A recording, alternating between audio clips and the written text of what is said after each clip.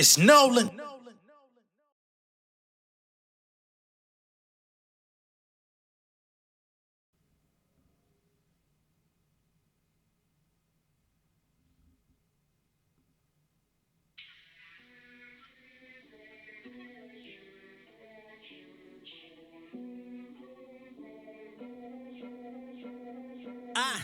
Money machine, let it ring, nigga. Money machine, let it ring.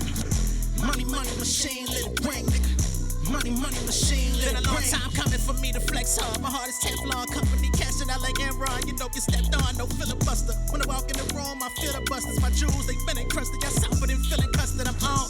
Niggas talking like I ain't one of the greats. They chicken and egg me. I've been here since drum and the bass. What? Ain't nothing here but my space and opportunity. Waitress got $1,000 tip for that charcuterie. True to the game. I've been through all the pain. I sit back and watch niggas fall, but the truth should remain. Fuck it, I just taught the God. Got me heating up like a coffee pot. Hot boy, shit, I put up numbers while they ball the block. Come down to it, tell me who gon' survive. In the street and got a whip for me, they flocking like flies. They want a ghostwriter. Lit the flame with a stove lighter. Now they say I got the look, guess I'm racially profiling. No, they see now. Couple of years ago, I was see now. Now they wifey jumping on the P now. Look who got his swagger back, melting cataracts. Some guy niggas like a tesseract. $1 million worth of fucking facts. Ayy. Money machine, let it ring, nigga. Money machine, let it ring. Money machine, let it ring, nigga. Money machine, let it ring. Feliz Cumpleaños. I was making macchiatos, trying to pay this condo. All these fake magazines trying to book a combo. Throwing shade on these rappers like a Fenty model. I keep my heart in my pocket for sure. Ain't no more honoring cold. Niggas just lie like some hoes. I just got time for my goals. I'm in a prominent role, hitting my prime and they froze. Yeah, these fuck niggas is out of control. I put my money on myself and cash back like credit. Some niggas tried to do the same, but they got caught ass betting. It's no shame, no more compass. No direction, but my section seeing more abundance. We bout to tour in London. Broccolini with squash pasta and fresh sauce. The new Nipsey, the tape buzzing like Crenshaw. I've been raw, the pin guard. My shit is a myth like a centaur. You got a problem to sin for. Money machine, let it ring, nigga. Money machine, let it ring. Money machine, let it ring, nigga. Money machine, let it ring.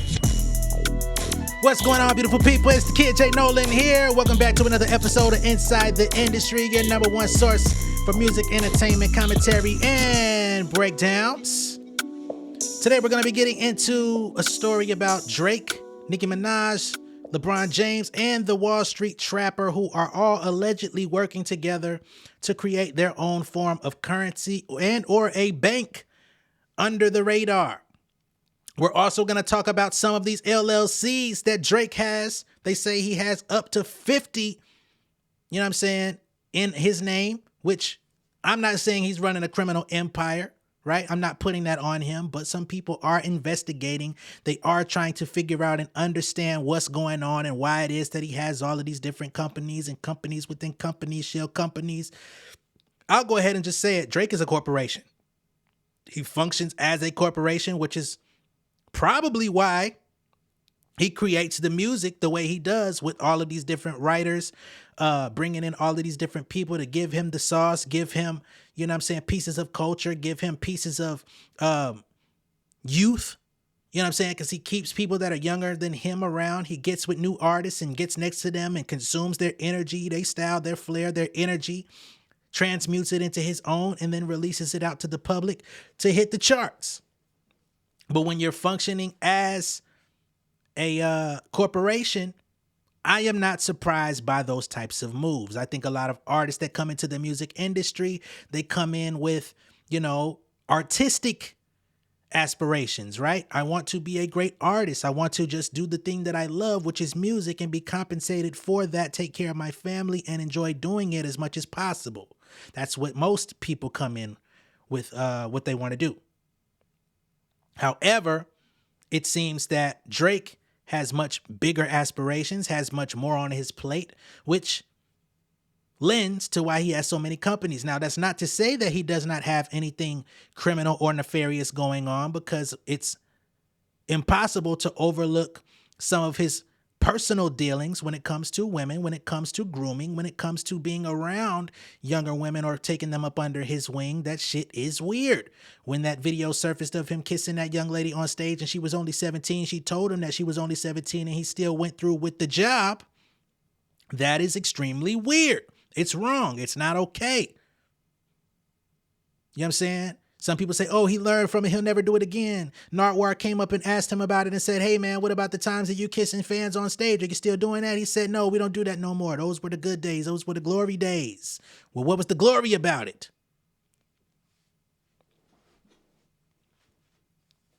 People saying that you partying with 16-year-olds, high school girls, inviting them to the embassy to come party with you and your grown friends.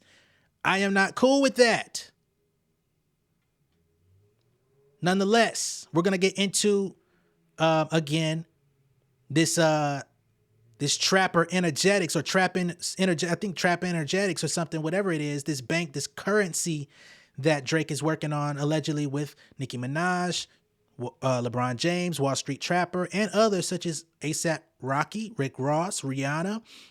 Some of these people that are included in this deal are supposedly enemies. I find that to be very interesting. Let's put our music beef aside and let's get some of this manyan together, man. Fuck that. Let's create a World Banq.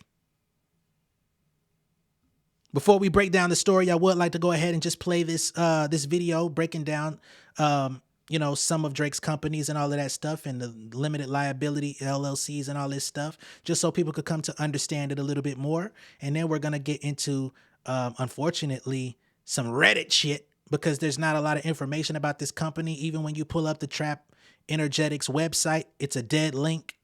There's no information on it. We don't even know if they're going to follow through with this company. Maybe it was an idea they had over a year ago and just never made any motion towards it. But apparently it's got some investment. So I find that interesting as well. As Drake's beef with Kendrick Lamar started ramping up, some people started digging into the Toronto rapper's companies. And it turns out he's got a lot of them. Tweets that got hundreds of thousands of views pointed out Drake owns at least 20 companies. But what does that mean, and does it actually point to anything unusual? I looked closer into this and got access to some of the records that this all stems from. The US documents show he actually has or had at least 52 incorporated entities, listing Aubrey D. Graham, his legal name, in senior positions like director, manager, and CEO. In the US, the second that you say, oh, let's start this business, the first thing you would do is create an LLC. It protects you from liability. Let's break this. Hey, I'm Rue. I'm an addict. There are 9 companies using the name Dream Crew, Drake's well-known media company making HBO's Euphoria, and 18 that feature his initials. Another 4 shows, Away From Home, a reference to a song, and 2 that reference owls, Drake's trademark symbol for his company October's Very Own, known as OVO. Owl Creative Holdings, and a company with the name Strix, which in mythology is an owl that eats humans. One is even called Silence Policy. So you want to keep every single one of those businesses, in effect, well, segregated in the sense that any risks related to that project and getting sued or having going broke or anything to do with that particular project are isolated to that particular project and the assets of that particular entity, and it doesn't sort of bring the rest of your entire business empire down. Now, estimates put Drake's net worth at around $250 million. Let's talk about protecting that wealth. It's very common for people with very high net wealth to have an inordinate amount of LLCs at times. Donald Trump has quite a few of them. That is a form of asset protection. When you have that kind of net worth, you kind of have a bullseye or a target on you for what can be frivolous lawsuits at times, right? Step that way, then step this way, step that way. Another thing, after Kendrick used Drake's Toronto home for the cover of his diss track, Not Like Us, Drake's properties came into the spotlight. Wrist playing, got a condo up on Biscayne. In the motto, Drake raps that he got a condo up on Biscayne in Miami. And the Miami property cost him $1.9 million US in 2011, before flipping it as one unit for $2.4 million to an NBA player in 2012. The records show Drake bought that condo from controversial property developer Levayev Boimel Marquee Developers LLC, one of the namesake partnerships between businessmen Lev Levayev and Shea Boimel. So we don't know how much Drake really knew about the developers.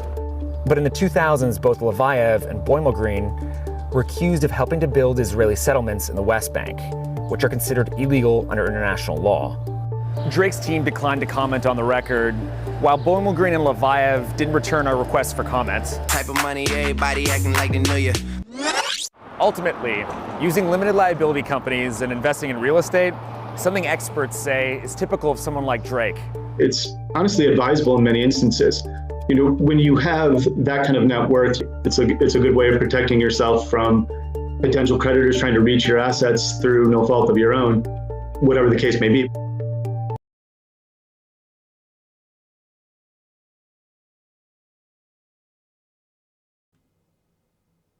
All right. So that's what's going on with Drake. I don't know why my shit looks so bright right now. Hold on, y'all. Let me figure this out. All right. So now what we're about to do is get into this piece here about the Trappenergetix Banq Unlimited. This was posted on Reddit about a month ago, so take this information with a grain of salt, if you will, but it just gives a little bit of insight due to the research that this person put in about this particular project. All right, so it says Trappenergetix Banq Limited. I read this piece a while back. I've been holding on to this for a minute, but now that it's kind of being put out there for public consumption and public information, let's talk about it. You know what I'm saying? Because I don't like just bringing Reddit stories to my channel unless they start getting some sort of something behind them, some sort of validity. So they state, the Rick Ross Drake beef reminded me about this post I tried to make a while back. Kind of forgot about this company until they started beefing, and I need to share what I found. It's insane. Sources are found at the end of the post. A couple months ago, I was scrolling through this subreddit when I saw a post that caught my eye. A user on the subreddit pointed out that Drake is on the board of directors of a company by the name of Trappenergetix Banq Limited.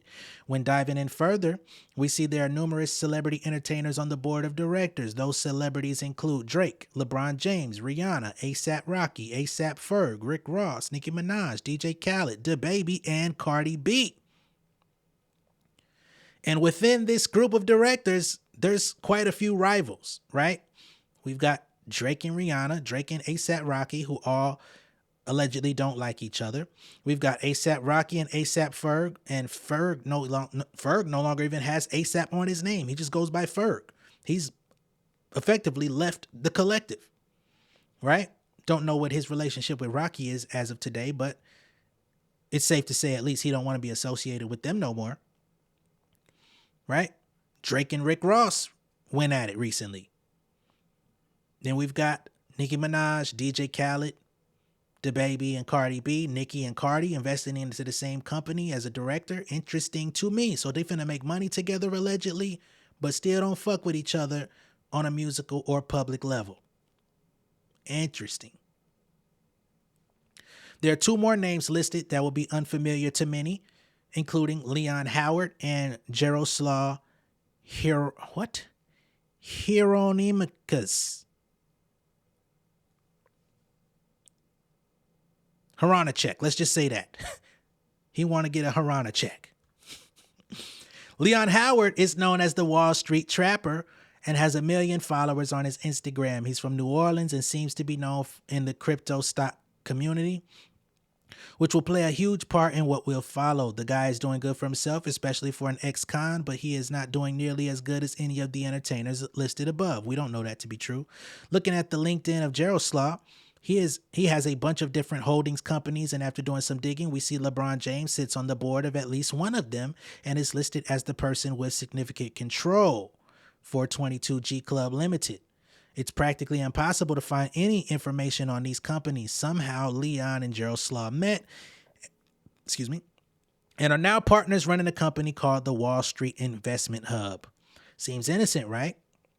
Just some guys who know how to invest money the right way to make more money for the group. But we have to ask the question, how did these guys get tapped in with some of the largest entertainers in the world? When you look this company up, you find absolutely nothing besides a couple company profiles listing the most basic information. Company was started March 13th, 2023. Trappenergetix Banq Limited's registered office address is 86 through 90 Paul Street, London, England. When I saw the address, I thought maybe this was a method rich entertainers use to avoid paying full taxes or something. Well, I was wrong. The company profile has 4 SIC codes listed. If you don't know what SIC codes are, they basically tell the purpose of a business for tax purposes. None of the SIC codes really stood out to me until I saw code 64191, which is for a bank. He says, I started reading the filing history, and this is where things reach somewhat of a gray area for me. I'm not too much of a finance guy, so I understood it the best I could. Looking at a statement of capital following an allotment of shares on April 30th, 2023, Trappenergetix allotted 1 billion shares at a nominal value of $20 per share to a company called Ari Howard Medical Centers, USD. When looking up Ari Howard Medical Services, I couldn't find anything. I really didn't quite understand what the purpose of this company was until I started reading deeper. Here's what it said word for word from the statement of capital, which I will attach links to. This is what this person is saying. They say 1 billion Ari Howard Medical Centers $20 shares have been allotted for the consideration of our new share systems are based on cutting-edge technologies such as smart contracts, zero-knowledge proof, and distributed data storage and exchange. These technologies enable us to keep your digital wallets, digital assets, decentralized finance, and non-fungible tokens that are fast, transparent, and cost-effective. With our new share systems, you can benefit from digital wallets that allow you to store, send, and receive digital assets securely and conveniently. Digital assets that represent fractional ownership of real-world assets such as stocks, bonds, commodities, real estate, art, and more. And to me, that sounds like a cryptocurrency. It sounds like, you know, their own version of Ethereum or, you know, a Bitcoin. Take your pick, right?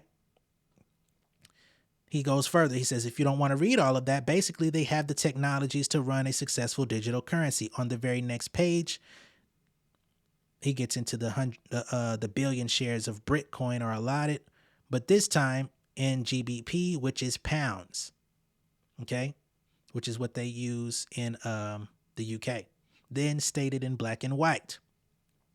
Bitcoin prescribed. Bitcoin is a potential British digital currency which will be issued by the Bank of England and backed by the government.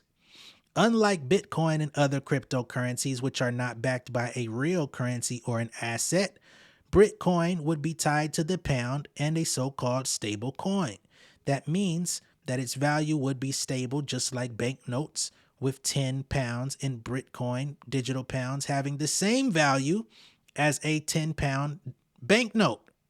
So they're starting their own coin called Bitcoin, allegedly, which would have the same value as a standard pound in England, which means you don't have to worry about a conversion because it's already converted. It's already backed by the government of England. Now, when it comes to America, of course, the pound to USD ratio is a little bit different. It's a little bit more valuable over there as far as their currency yields more money. So say somebody gives you 350 pounds, it could translate to like a little over $400. I would know because I've been paid in those before for some of my musical projects. From my understanding, what this group wants to do is be the first to emerge with a government-backed cryptocurrency. From the same statement of capital gain, the digital pound would be built using the blockchain, tokenized and stored on a digital wallet accessible via smartphone or smart cards. Like private cryptocurrencies, these wallets would most likely be provided by a private company such as Banq Group Trappenergetix.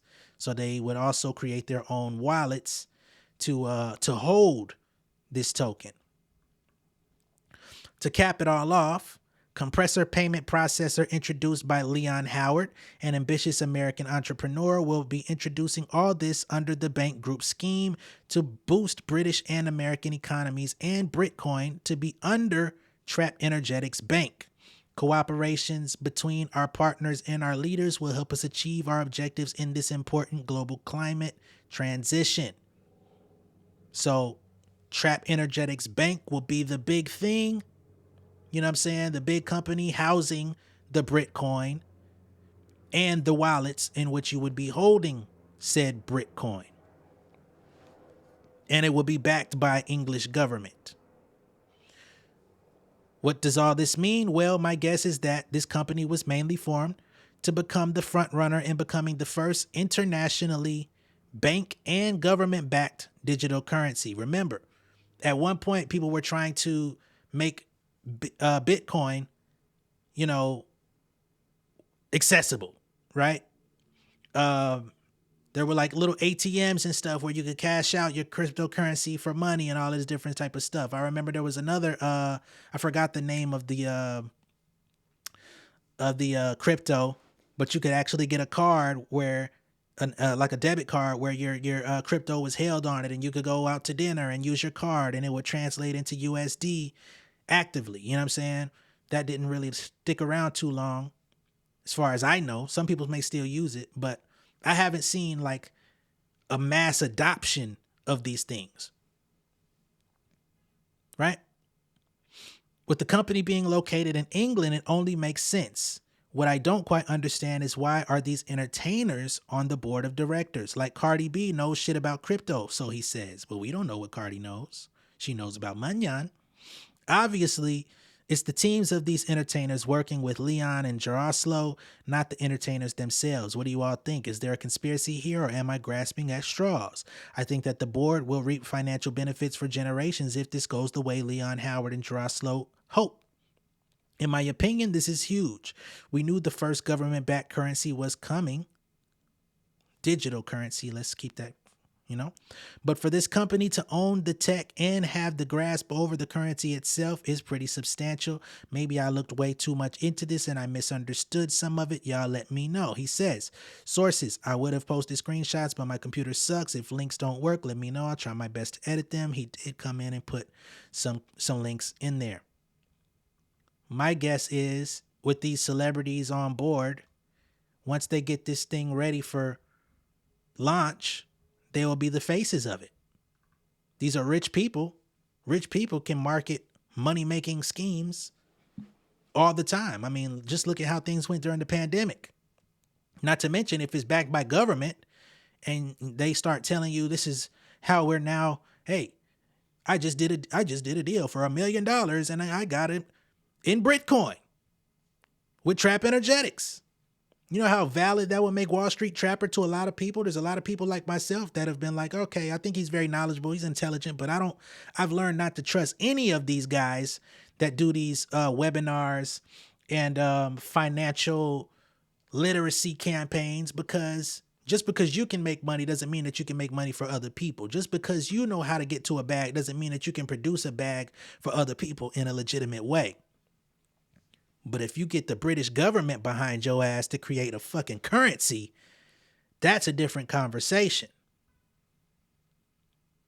Right?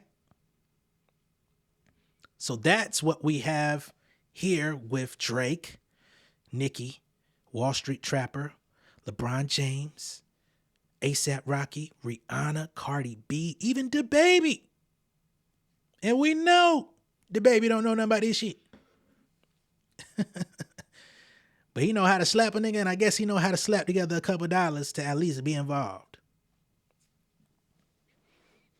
Now, as y'all know, Drake is also in some controversy because of newly leaked reference tracks. We talked about that yesterday. That was an amazing conversation. It yielded over 8,000 views on the channel. We got all new subscribers. Much love and respect to everybody that became an insider yesterday based on that video.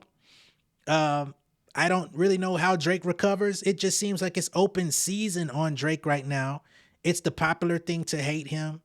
The fact that I even assumed that he even did any lyrical work on that Mob Ties song got me attacked in the comments, which I'm not tripping on too much, but it's just funny to see how things go. A month ago, if I said anything remotely negative about Drake, the OV hoes would have came and jumped me.